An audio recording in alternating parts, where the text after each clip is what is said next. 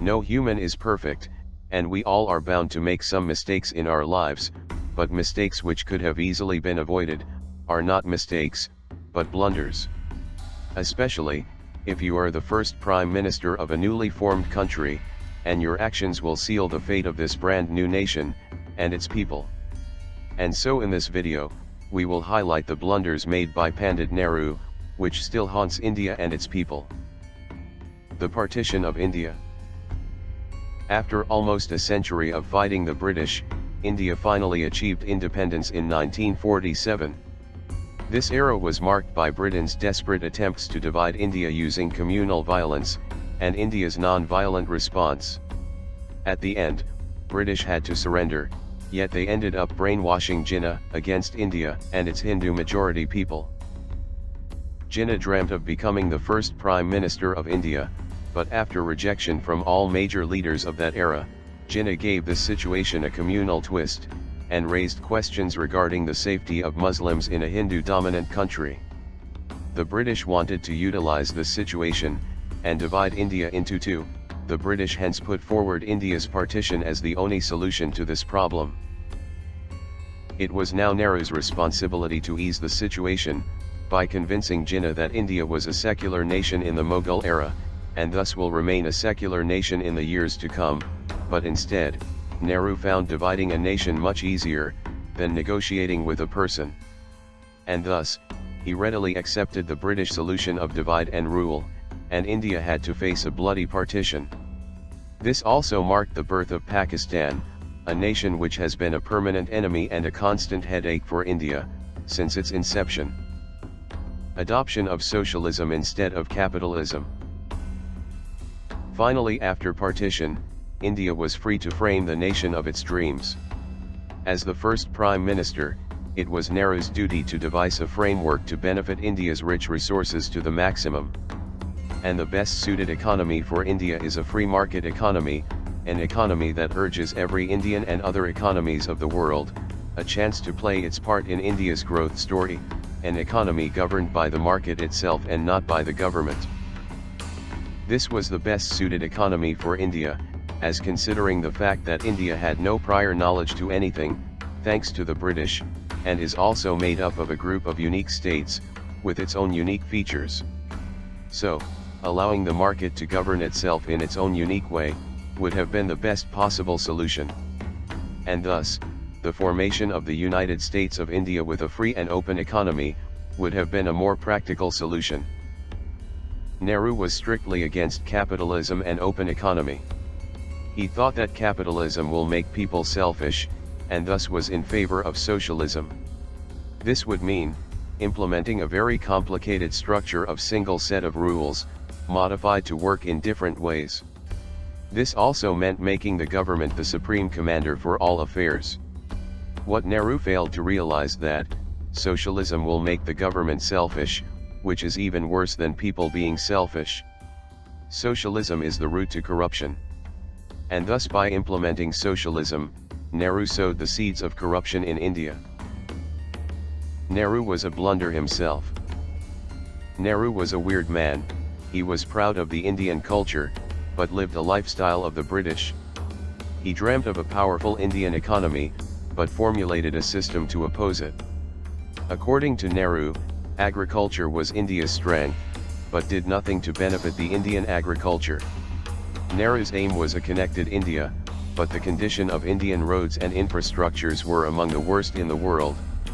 According to Nehru, India's top priority was the eradication of poverty, but he prohibited privatization. He dreamt of a secular and unified India, but created separate laws for Hindus and Muslims, and followed a liberalistic attitude of appeasing different communities, a philosophy currently being followed religiously by the Award Wapsi gang. The Kashmir issue.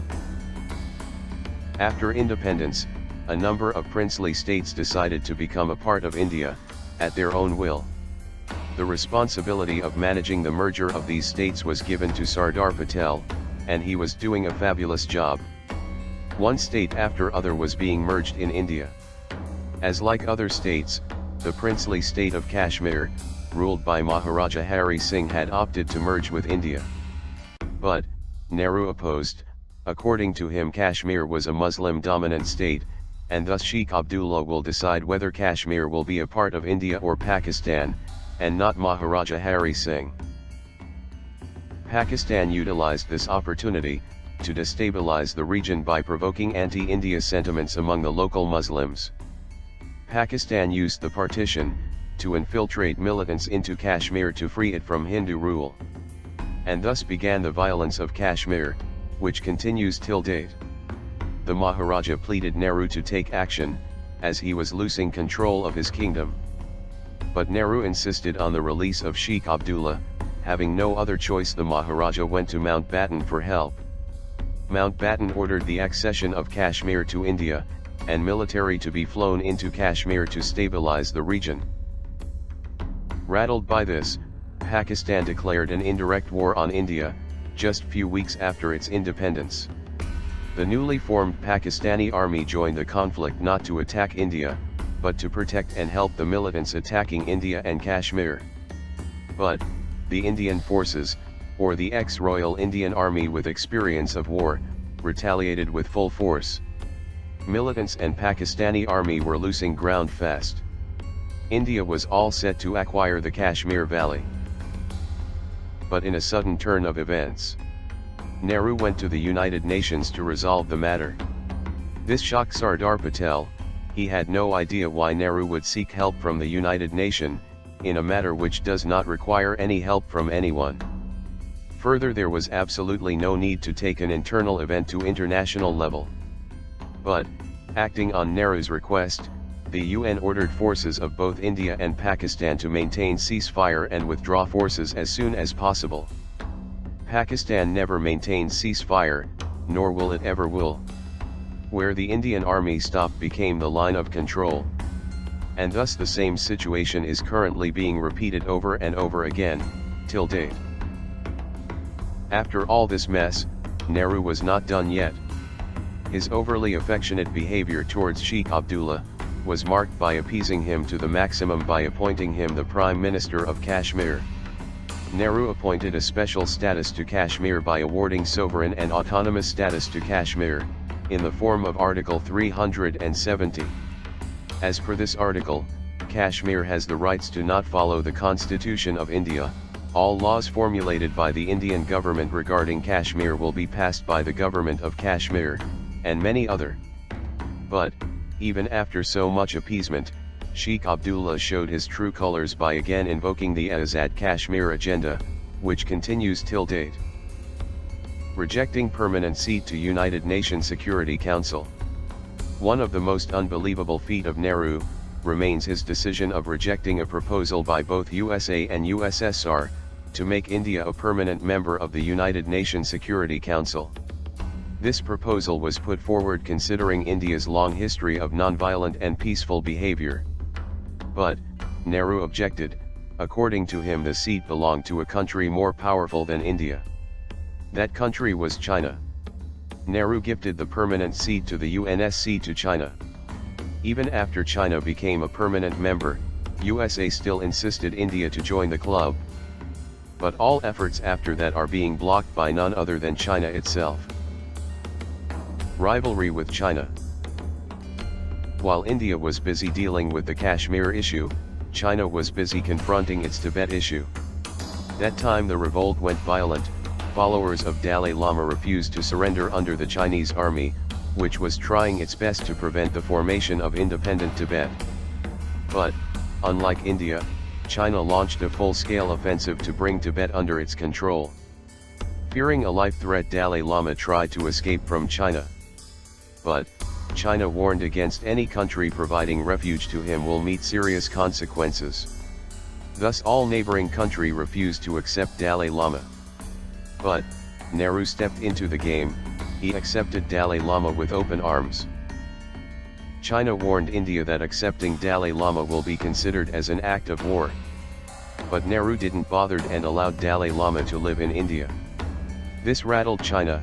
They were planning to attack India, but feared that Chinese army may lose against the ex-Royal Indian Army. America CIA contacted Indian Army, informing it about China's plan to attack India. The Indian army was fully prepared. It chalked out a massive defensive in case China did attack India. But, Nehru outright rejected Indian army's defensive, saying India is a non-violent nation, and even threatened to dissolve the Indian army, as the Indian police force was doing a great job maintaining law and order. Shocked by this, the Indian Army general said, "With such a mindset, only God can save India in times of disaster." China was scared of three things. First, the Indian Army was ex-Royal Indian Army, which means attacking the Indian Army will be equivalent of attacking the Royal British Army, in terms of power, preparedness, and experience. Second, the terrain. China could only attack India from the Iskai-Chin side, and that side was dominated by treacherous mountains from both sides. Third, India was a favorite of both USA and USSR, the only superpowers of the world. Thus, in a way, God did actually protect India. But Nehru didn't like that. He invited the Chinese Prime Minister to India, and in this visit the Chinese realized Nehru's mentality, and how ill-prepared Indian armed forces were, all thanks to Nehru. After the visit, China started re-exploring the possibility of attacking India, but now two things were still in favor of India. First, USA and USSR were still in India's favor. And second, was that the issue had become obsolete by then. Thus, China thought that, is attacking India really worth it? And just when China was considering to drop the idea of attacking India, the Cuban Missile Crisis happened, and both USA and USSR came on the verge of a nuclear World War III. China wanted to seize this opportunity. It thought that if China was ever to attack India, it would be now. Thus, China finally decided to attack India, not to harm India, but just to teach India a lesson. China's aim was to keep attacking India until the Cuban crisis lasted, and retreat once it's over. China went ahead with its plan, and Indo-China War took place. India lost the war due to Nehru. And as a consequence, India lost Iskai-Chin, simply because India was unable to control that region in the aftermath of war. Other blunders of Nehru. Nehru didn't stop here. Apart from these major blunders, which haunts India even today, Nehru committed other blunders as well, which range from not convincing Nepal to become a part of India, to not accepting the princely state of Balochistan, as a gift from the ruler which later Pakistan acquired by force. From not interfering in Tibetan independence movement, as a free Tibet would have acted as a buffer between India and China, to letting the princely state of Hyderabad become a second Pakistan, but Sardar Patel intervened and saved this from happening. From not controlling the growth of anti-Sri Lankan LTTE movement, to giving away free water to Pakistan, which India desperately needed to meet its energy demands, in the form of Indus Water Treaty, and projecting India as poor and snake charmers country to the world. The list goes on. These were our top 5 list of major blunders of Nehru. What according to you was Nehru's biggest blunder of them all? To us, it was the partition of India, and hence the Kashmir issue. Feel free to share your views in the comment section below. I hope you enjoyed watching this video. Do check out our other videos as well. Links to a few are on your screen. Please subscribe and do not forget to hit the like button. See you in another video. Thanks for watching.